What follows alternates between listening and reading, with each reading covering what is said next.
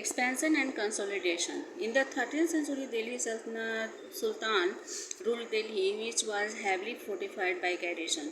Sultans never controlled the hinterland of the cities and thus had to depend on trade, plunder, and tribute for supply. It was not easy to control a garrison town in Bengal. Bad weather, distance, and rebellions were the biggest weakness for the Delhi Sultanate. The real expansion of Delhi Sultanate came in three phases. 13वीं शताब्दी में दिल्ली सुल्तान ने दिल्ली पर शासन किया, जिन्हें बहुत ही अपने गढ़ में किलों को किलाबंद करना पड़ा। सुल्तान जो थे वो शहरों के आंतरिक भागों पर नियंत्रण नहीं करते थे और इसलिए उन्हें व्यापार, लूट और अपने सप्लाई के लिए योगदान पर निर्भर थे। गैरी बंगाल में गढ़ीय किलों के वाले शहरों पर नियंत्रण करना आसान नहीं था। खराब मौसम, दूरी और विद्रोही दिल्ली सल्तनत के लिए बहुत बड़े कमजोरी थे। The real expansion of Delhi सल्तनत को बढ़ाने में 3 फेज में बढ़ाया गया। Phase 1, during the early years of Sultanate rule, control rarely extended beyond the garrison towns. This posed a problem for the Sultan, who had to depend upon trade and plunder for their supplies. The Mongols and rebelling governors constantly challenged their position. सल्तनत rule के पहले के सालों के दौरान गढ़ीय किले वाले शहरों से परे हो पर शायद ही नियंत्रण करते हुए आगे बढ़ाया गया था। ऐसा एक सुल्तान के सामने एक समस्या थी कि वे व्यापार और अपने सप्लाई के लिए लूट पर निर्भर थे। मंगोल्स और विद्रोही शासक जो थे वो लगातार अपनी उनकी पोजीशन को चैलेंज दे रहे थे। Therefore, the Sultan consolidated the hinterland of the garrison towns. Forests were cleared, nomadic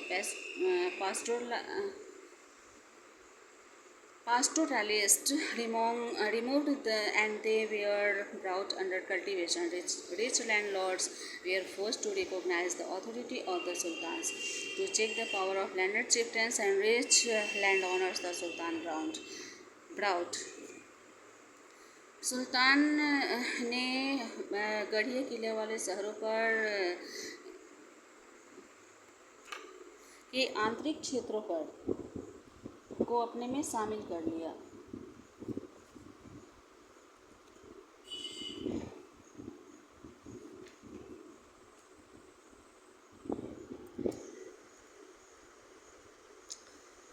सुल्तान ने गढ़ीय किलों वाले शहरों के आंतरिक क्षेत्रों को अपने में शामिल कर लिया। जंगल साफ कर काट दिए गए। घुमंतू जो पशु पालने वाले थे उनको हटा दिया गया और उन लोगों को एक सिंचाई के तहत लाया गया। अमीर जो भूमि के मालिक थे उन लोगों ने सुल्तान के अधिकारों को सत्ता को की पहचान कराई, स्थापित किया। To check the power of landed chieftains and rich landowners and the Sultan brought. और भूमि सरदारों की शक्ति को चेक किया गया और अमीर जो भूमि के मालिक थे वे सुल्तान लाए। Land assessment and revenue collection under its control. Levied taxes on the local chieftains, deprived the local chieftains the right to levy taxes. भूमि मूल्यांकन और राजकोष संग्रह इनके नियंत्रण के तहत दिए गए और स्थानीय जो सरदार थे उन पर टैक्स लगाया गया। स्थानीय सरदारों को टैक्स लगाने के अधिकार से वंचित कर दिया गया। Phase 2, expansion took place on the external frontiers of the Sultan. The armies returned with horses, elephants, slaves and other booty, including territories.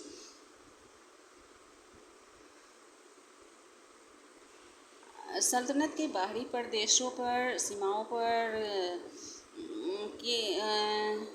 के जगह को बढ़ाया गया। आर्मीज को घोड़ों, हाथियों, दासों और दूसरे किलों को क्षेत्रों को शामिल करते हुए लौटा दिया गया। Phase 3. By mid 14th century, the Delhi Sultanate had expanded and occupied a large part of the Indian subcontinent. To maintain the large area under their control, the Sultanate armies collected taxes from the peasants. 14वीं शताब्दी के मध्य में दिल्ली सल्तनत को बढ़ाया गया और भारतीय उपमहाद्वीप के एक बड़े पार्ट के रूप में दिल्ली शामिल हो गया, दिल्ली सामने आया।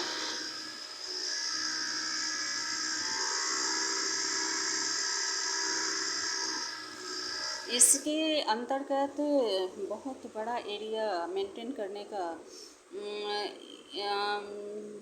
इसके अंतर्गत बहुत बड़े एरिया पर नियंत्रण मेंटेन करने का काम था। और सल्तनत आर्मीज collected taxes from the peasants, किसानों से सल्तनत आर्मी जो थे वो किसानों से टैक्स कलेक्ट करते थे। Administration and consolidation under the Khilji and Tughlaqs to efficiently rule a kingdom as vast as Delhi Saltanat. The ruler needed a reliable governor and administrator. Delhi सल्तनत पर एक प्रभावकारी शासन करना, एक राज्य पर प्रभावकारी शासन दिल्ली सल्तनत जैसे विशाल राज्य पर करने के लिए शासकों को एक सरकार और प्रशासक की जरूरत थी। Rather than trusting the aristocrats and chieftains as governors, rulers like Iltutmish appointed their special slaves for military service known as Bandagan in Persian. इसके बजाय उन लोगों ने कुलीनों पर और सरदारों पर सरकार के रूप में ट्रस्ट किया। शासक जैसे इल्तुतमिश को पर्सियन में बंडागन के रूप में मिलिट्री सर्विस के स्पेशल दास के रूप में नियुक्त किया गया। They underwent training for managing important political offices in the kingdom. वे लोग राज्य में महत्वपूर्ण राजनीतिक ऑफिसों के मैनेज करने की training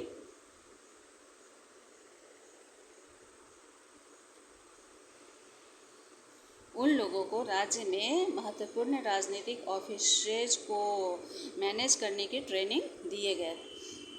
As they were completely dependent on their master, the ruler could trust them. वे लोग पूर्ण रूपेण अपने मास्टर पर डिपेंड थे, शासक उन पर भरोसा कर सकते थे।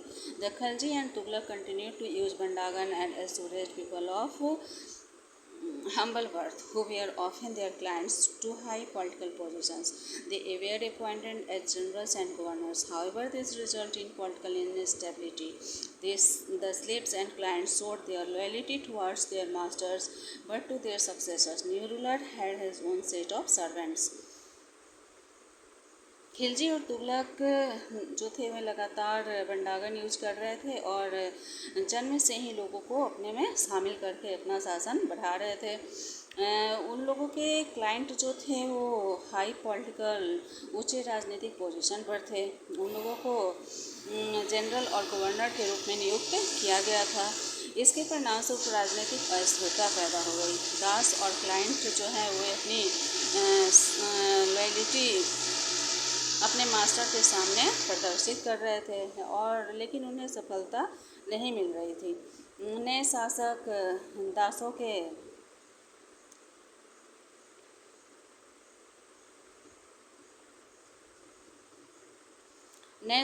जो थे वो अपने दासों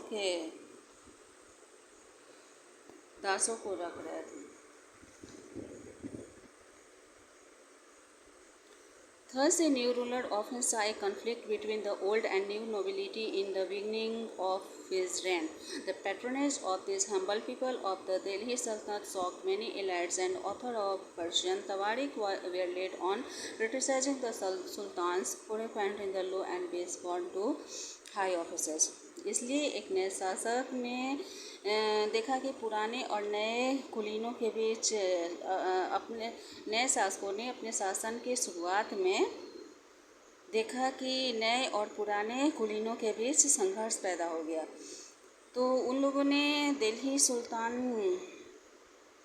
जो जन्म से ही जो लोग जुड़े हुए थे सल्तनत में उनका संरक्षण किया और अनेक कुलीनों और पर्शियन तवारीख के लेखकों को सुल्तान के लिए हाई ऑफिस में नीच जाति से पैदा हुए लोगों को नियुक्त करने के लिए सुल्तान ने आलोचना की।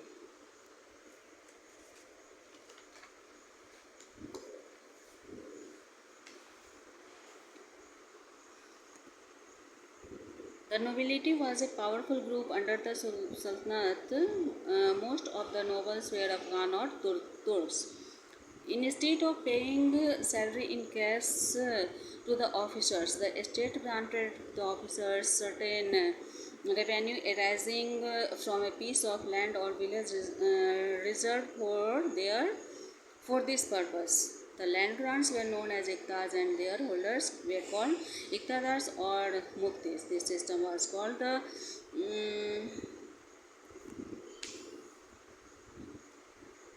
Ikta system. Under the system, out of the revenue collected, the mukti kept a certain amount of the collected revenue as salary and a portion towards payment for the soldiers. The duty of the muktis was to lead military campaign and maintain law and order in their iktas. The muktis also collected the revenues of their assignments as salary. Control over iktadars was easy as long as the land grant was not hereditary.